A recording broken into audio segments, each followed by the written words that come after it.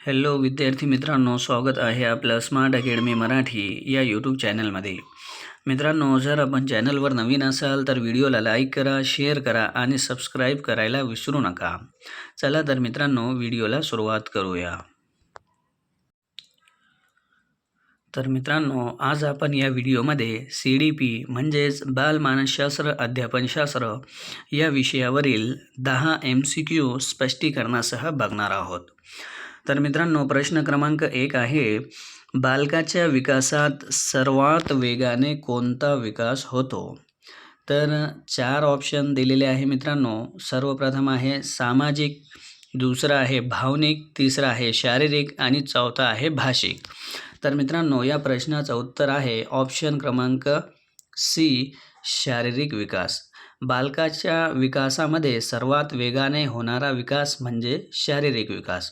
आणि त्याचं कारण असं आहे मित्रांनो, कारण की बाल्यावस्थेत बालकाची उंची, वजन व स्नायूची वाढ ही जलद गतीने होत असते. म्हणूनच बालकाच्या विकासामध्ये सर्वात वेगाने होणारा विकास म्हणजे शारीरिक विकास होय. त्यानंतरचा प्रश्न आहे मित्रांनो, प्रश्न क्रमांक 2, पियाजे यांच्या मते 7 ते 11 वयोगटातील बालक कोणत्या अवस्थेत असतो?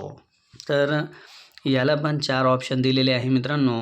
पहिलं आहे संवेदी गतिक, दुसरं आहे पूर्व संक्रियात्मक, तिसरं आहे मूर्त संक्रियात्मक आणि चौथा आहे औपचारिक संक्रियात्मक. तर या प्रश्नाचं उत्तर आहे मित्रांनो ऑप्शन क्रमांक 3, मूर्त संक्रियात्मक अवस्था. म्हणजेच पियाजे यांच्या मते 11 ते वयोगटातील बालक हे मूर्त संक्रियात्मक अवस्थेत असते. आणि याचं कारण असं आहे, या अवस्थेत बालक तर्कशक्ती वापरते पण ठोस वस्तूवर आधारित. म्हणजेच पियाजे यांच्या मते 7 ते 11 वयोगटातील बालक मूर्त संक्रियात्मक अवस्थेत असते. त्यानंतरचा प्रश्न आहे मित्रांनो, बालकाचे व्यक्तिमत्व घडवण्यात सर्वाधिक प्रभाव कोणाचा असतो? तर ऑप्शन नंबर 1 आहे शिक्षक, 2 आहे पालक, 3 आहे मित्र आणि 4 आहे समाज. तर या प्रश्नाचं उत्तर आहे मित्रांनो ऑप्शन क्रमांक 2, पालक. कारण की मित्रांनो, सुरुवातीच्या काळात पालकांचा प्रभाव हा बालकावर सर्वाधिक असतो. म्हणूनच बालकाचे व्यक्तिमत्व घडवण्यात सर्वाधिक प्रभाव पालकाचा असतो. पुढचा प्रश्न आहे मित्रांनो, IQ म्हणजे काय? तर मित्रांनो, IQ म्हणजे काय या प्रश्नाचे पण 4 ऑप्शन आहेत. भावनिक बुद्धिमत्ता, दुसरा आहे सामाजिक बुद्धिमत्ता, तिसरा आहे बुद्ध्यांक आणि चौथा आहे सर्जनशील. तर मित्रांनो, या प्रश्नाचं उत्तर आहे ऑप्शन क्रमांक सी, बुद्ध्यांक. म्हणजेच याचं कारण असं आहे, IQ म्हणजेच बुद्धिमत्तेचे मापन, बुद्ध्यांक म्हणजे बुद्धिमत्तेचे मापन. पुढचा प्रश्न आहे मित्रांनो, प्रश्न क्रमांक 5, बालकाला शिकवताना सर्वात योग्य पद्धत कोणती? तर पहिलं आहे व्याख्यान पद्धत, दुसरं आहे पाठांतर पद्धत, तिसरं आहे क्रियाधारित अध्यापन आणि चौथा आहे फक्त पुस्तक वाचन. तर या प्रश्नाचं उत्तर आहे मित्रांनो ऑप्शन क्रमांक 3, सी, क्रियाधारित अध्यापन. तर याचं कारण असं आहे, कारण की मित्रांनो कृतीद्वारे शिकणे हे बालकासाठी अधिक परिणामकारक ठरते. म्हणूनच क्रियाधारित अध्यापन हे बालकाला शिकवताना सर्वात योग्य पद्धत आहे. त्यानंतरचा प्रश्न आहे मित्रांनो, बाल केंद्रित शिक्षणात शिक्षकांची भूमिका काय असते? तर मित्रांनो, ऑप्शन क्रमांक 1 आहे हुकुमशहा, 2 आहे मार्गदर्शक, 3 आहे परीक्षक आणि 4 आहे शिस्तपालक. तर मित्रांनो, या प्रश्नाचं उत्तर आहे ऑप्शन क्रमांक बी, 2 मार्गदर्शक.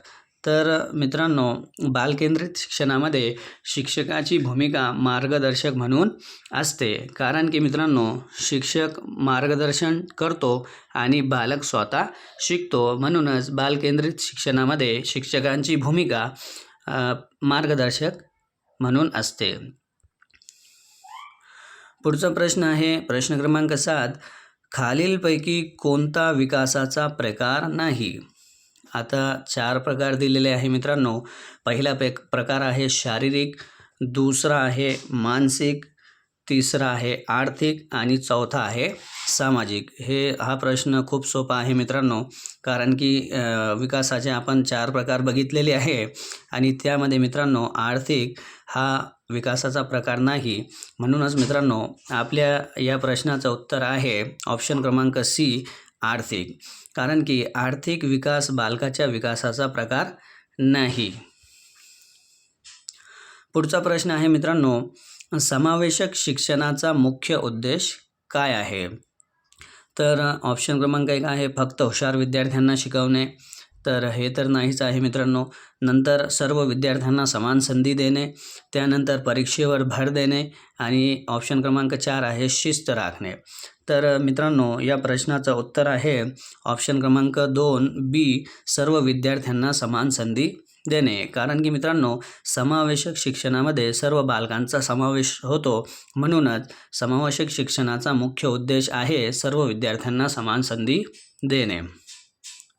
प्रश्न क्रमांक 9 आहे मित्रांनो, बालकाच्या भावनिक विकासाशी संबंधित भावना कोणती? आता या प्रश्नामध्ये बालकाच्या विकासाशी संबंधित जी भावना आहे ते आपल्याला बघायचं आहे.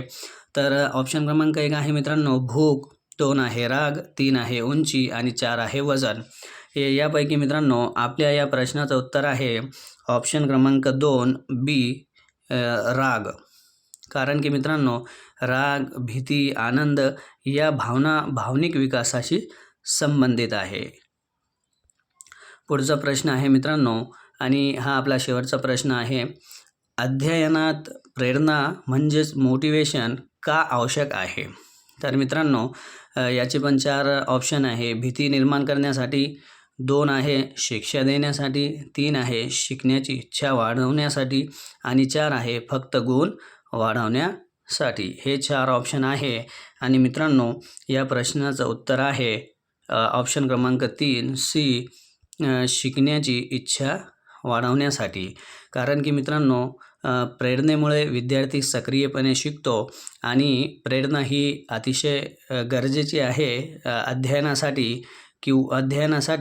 म्हणूनच मित्रांनो या प्रश्नाचं उत्तर आहे शिकण्याची इच्छा वाढवण्यासाठी अध्ययनात प्रेरणा म्हणजेच मोटिवेशन आवश्यक आहे. तर मित्रांनो आय होप आपल्याला हा व्हिडिओ आवडला असेल. तर मित्रांनो व्हिडिओला लाईक करा, शेअर करा आणि सबस्क्राईब करायला विसरू नका. थँक्यू.